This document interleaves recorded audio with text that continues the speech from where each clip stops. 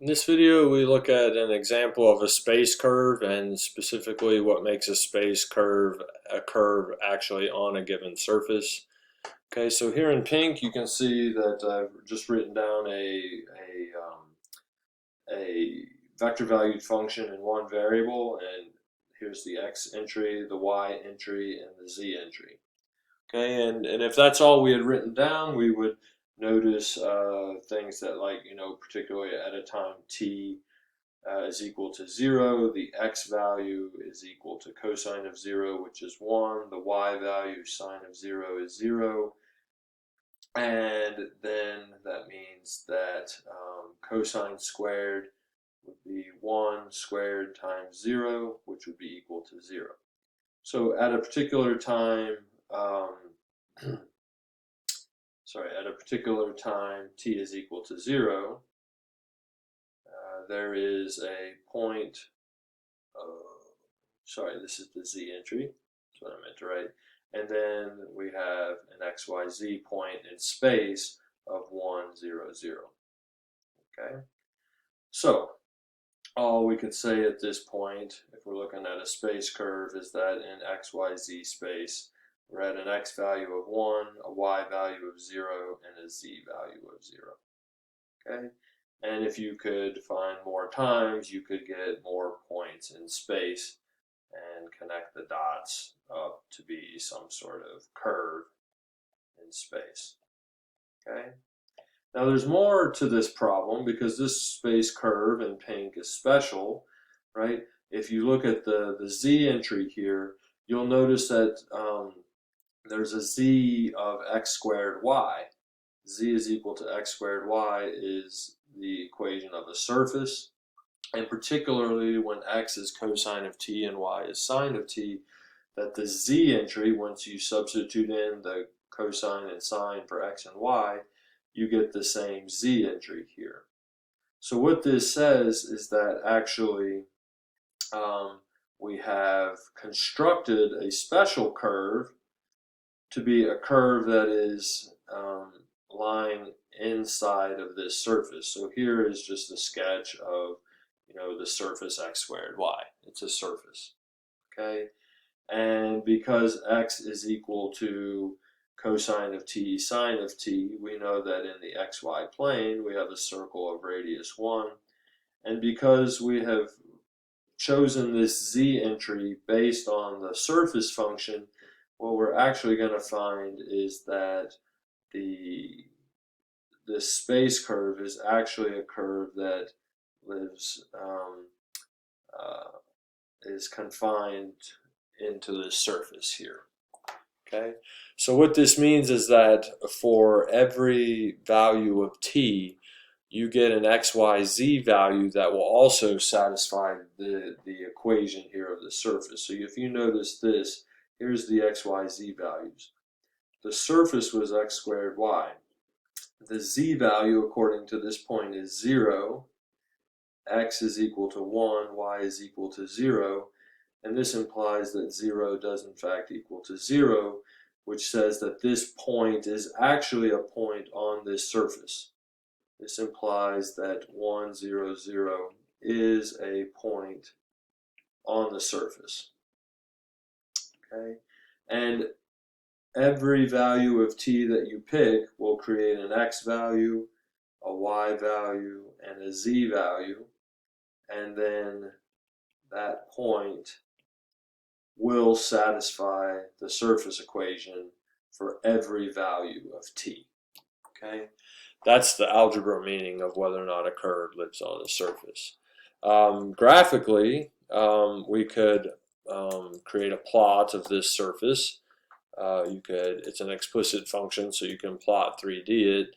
The surface is x squared times y, and then we can plot this, say, from -3 to 3, y from -3 to 3.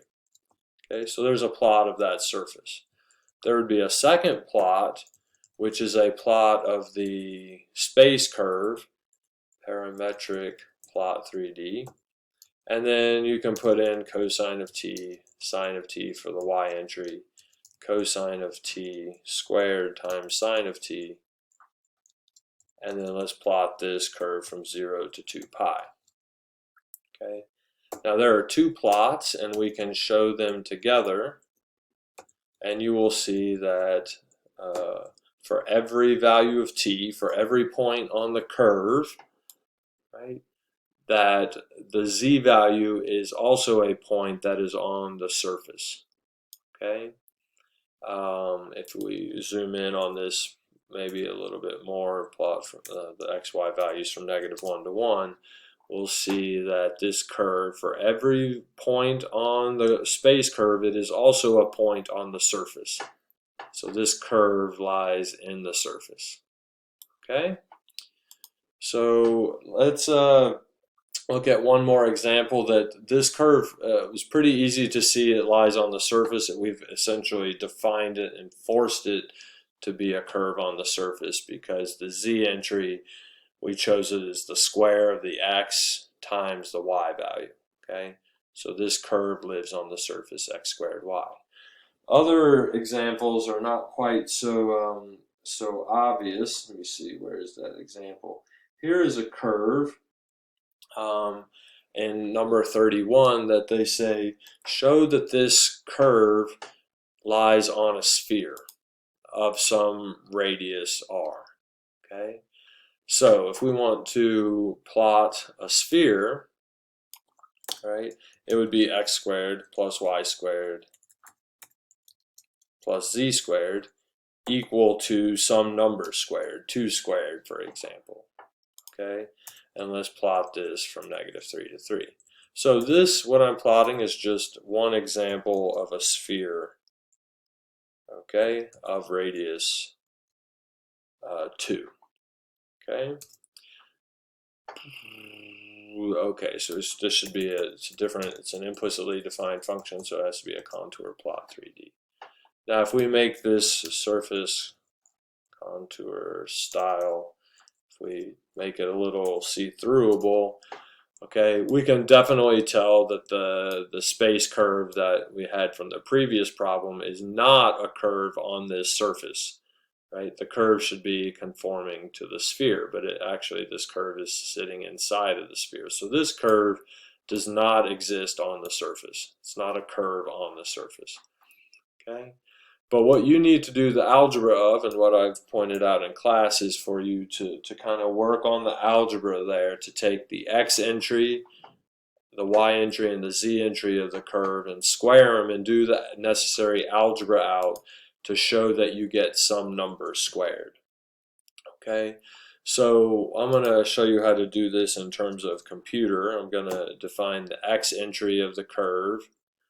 Actually, let's do this at the top. I'll go ahead and define a curve. Let me go to a new cell, hit enter, define a new curve. It'll be the square root of 1 minus 0.09 times the cosine of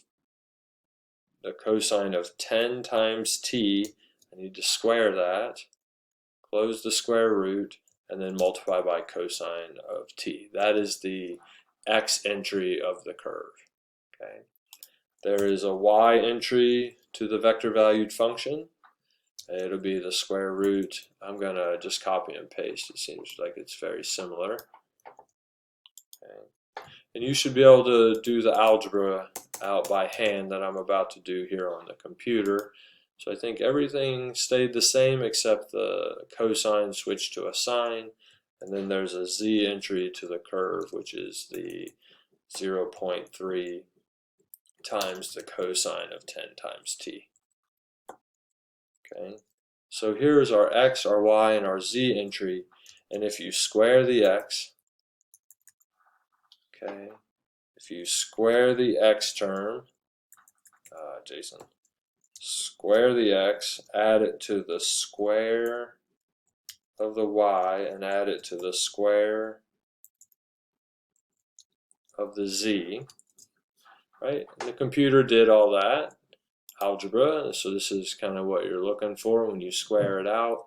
You can ask the computer to simplify that you're going to simplify by hand, and it comes out to be 1.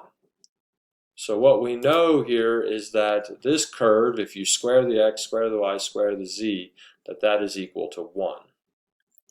So if we plot this curve, x of t, y of t, z of t, okay, you're going to see an interesting curve that's formed. Okay, and you can see it's this little squiggly thing. But the sphere that I've drawn is too big. This is a sphere of radius 2. We've determined from above that when you square the x, square the y, and square the z, that's equal to 1. So that's a sphere of radius 1. And there we now know that this curve, we can see it geometrically, is a curve that's trapped to move on this sphere. Okay?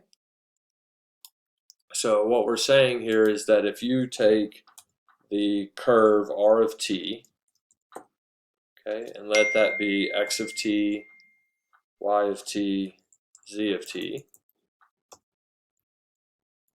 sorry, I'm having trouble typing, x of t, y of t, z of t, make a curve, okay, that has the x's and y's that we defined above.